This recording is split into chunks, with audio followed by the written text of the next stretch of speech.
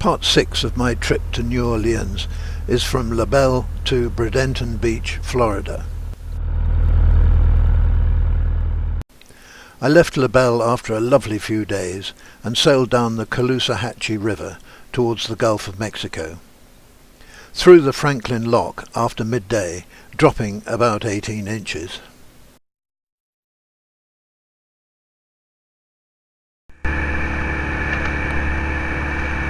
Under the road bridge and then the railway, and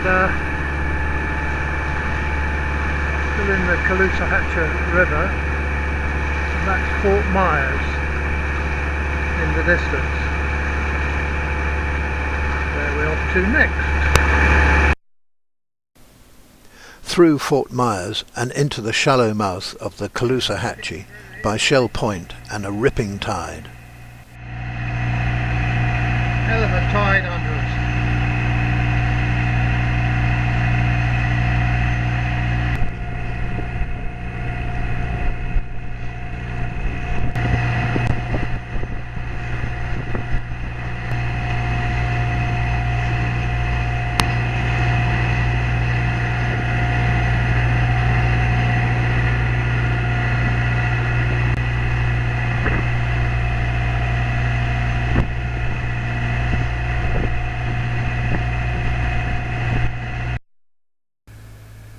Briefly into the Gulf of Mexico before tucking into Hurricane Bay behind busy Fort Myers Beach and a drive round a prominent shoal in the harbour.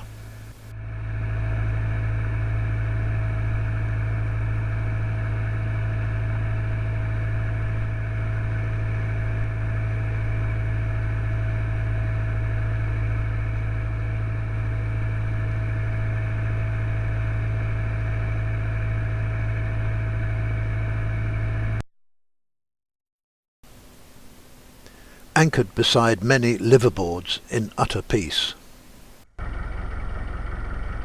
Hurricane Bay, it's called. Fort Myers Beach. Left next morning in lovely weather, heading for Naples just to see what it was like. A short time later, well out in the Gulf, I noticed the engine temperature rising, so stopped to check what was wrong.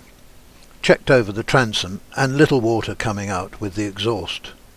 Stopped the engine and removed the hose from the seacock in case we had picked up some plastic. Nope, plenty of water. It couldn't be the water pump, as I had replaced the impeller a few weeks ago, so removed the end caps of the heat exchanger. The tubes were clear, but no water. Next, checked the oil cooler and found some bits of impeller. Oh no! A fiddly job removing the impeller as we pitched about in the choppy seas. So easy to drop little screws and washers into the bilge. Dismayed to see almost nothing left of the new impeller. Fitted another new one from the spares box. Situation not helped by wash from idiots blasting past a few yards away, nearly pitching me out of the cockpit. Still intact to do some pumping, and it didn't, and the engine overheated, but I caught it in time. And then I fitted that new in North Charleston. Didn't last any time at all. Not impressed. North Naples.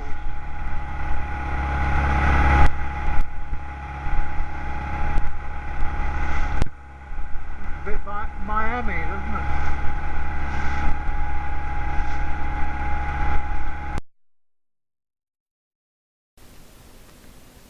Into Naples, and more idiots blasting past a few feet away with no consideration for the consequences of their wash. Turned back and found a quiet branch to anchor for the night. As my friend said, Naples in Florida sounds just as unattractive as Naples in Italy.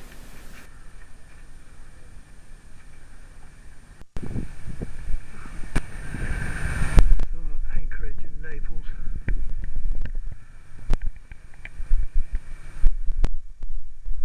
Lovely houses. Pleased to get away the next morning, only to find the Lowrance GPS map froze at the opening splash screen. No buttons worked, not even the off button. Phoned Lowrance only to get a recording saying that they don't do support at weekends. Duh, when most people are using their kit. Not a big problem, as I have a chart book and compass and I can dead reckon a position. Trouble is, the pages of a chart book are disjointed and more designed for buoy hopping and not easy to plot a course like a proper chart. I remembered that I had an old GPS dongle in my laptop case, so as I motored north I managed to get the baud rate and port number right and got it to talk to my laptop. That gave me lat long, a start. Then I remembered some open source plotting software called OpenCPN. I downloaded it off the net and installed it on my laptop. Luckily the Gulf was not rough today and little traffic as we continued motoring north-northwest. Finally I needed digital charts, and thanks to the US government policy that information provided by a government department is free to the taxpayer, I was able to download raster charts for the area from NOAA's website. By the time I'd got to near the entrance of Charlotte Harbour 7 hours later, I had managed to get OpenCPN software reading NOAA's charts and reading my old GPS dongle, and I had a working chart plotter. As we passed the Boca Grande light into Charlotte Harbour, the depth dropped to nearly 50 feet as the ripping tide scoured the bottom to bare rock. Many people fishing with landing nets, but I couldn't see what they were catching. The Coast Guard came up on the VHF radio warning of the imminent arrival of a severe thunderstorm in Charlotte Harbour with 60-mile-an-hour gusts, so anchored just outside the dredge channel in 6 feet and battened down the hatches. Minutes later the storm struck, but Free State rode it out safely. After a while a small open fishing skiff stopped and hailed us. 3 young lads, drenched to the skin, asked if I was okay. "Fine," I said, "but wouldn't you like to come on board out of the rain?" "No thanks," they said, and with a cheery wave they zoomed off, soon lost to view in the torrential rain. What a delightful contrast to the awful boaters of Naples. Anchored for the night a few miles north after the storm blew through. The water was on fire that night with phosphorescence.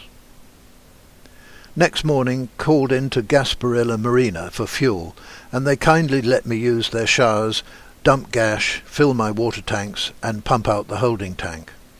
An hour later I was away north into Lemon Bay, then anchored early afternoon in Venice mooring field as another thunderstorm built. Only 20 miles travelled today. Anchored in Venice Bay. Sunday, so it's quite busy. Lots of people steaming around. The thunderstorm building, won't be long before we have to batten down the hatches, but that seems to be the norm for the day. It starts off calm and sunny and ends up squally and thundery.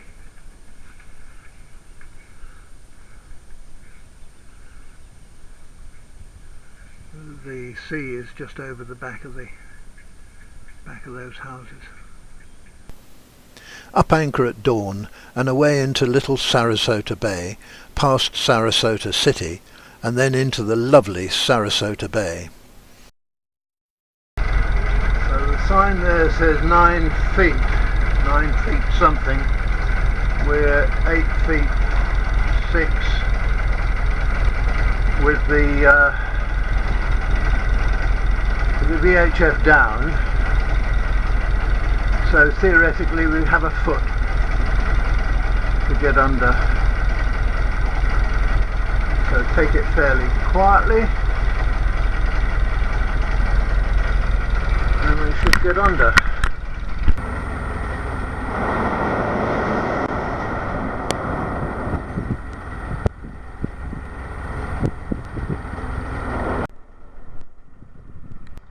Through. next? Past ospreys on their nests.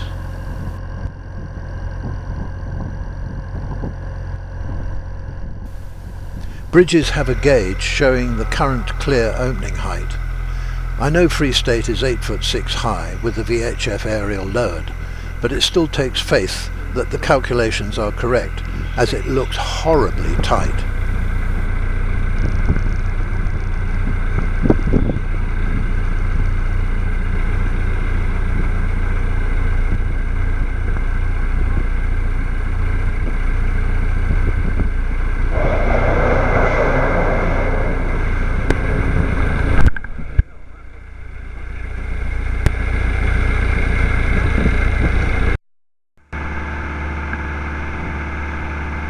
This is little Sarasota Bay. We're in the middle of the channel in 6 feet of water,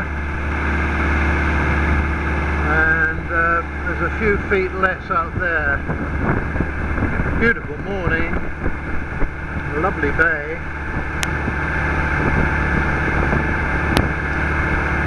Nice part of the world.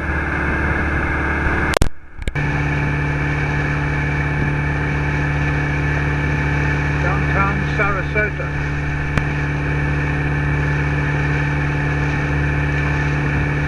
Lovely day.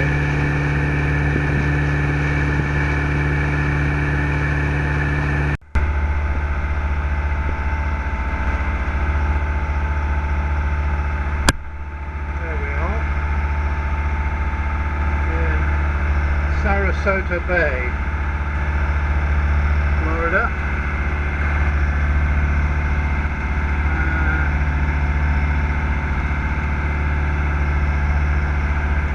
Bay here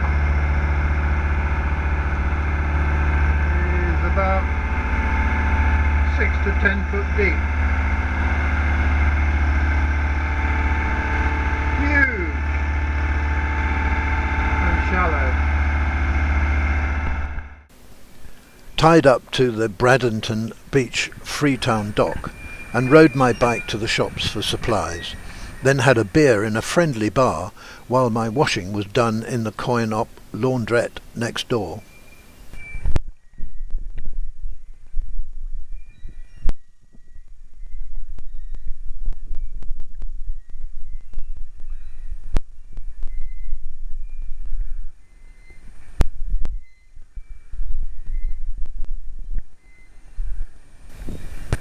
Lots of holiday makers were scattered over the miles of beautiful sandy beaches. Plenty of room for everyone. After a meal I anchored off, as there was no overnight mooring on the dock.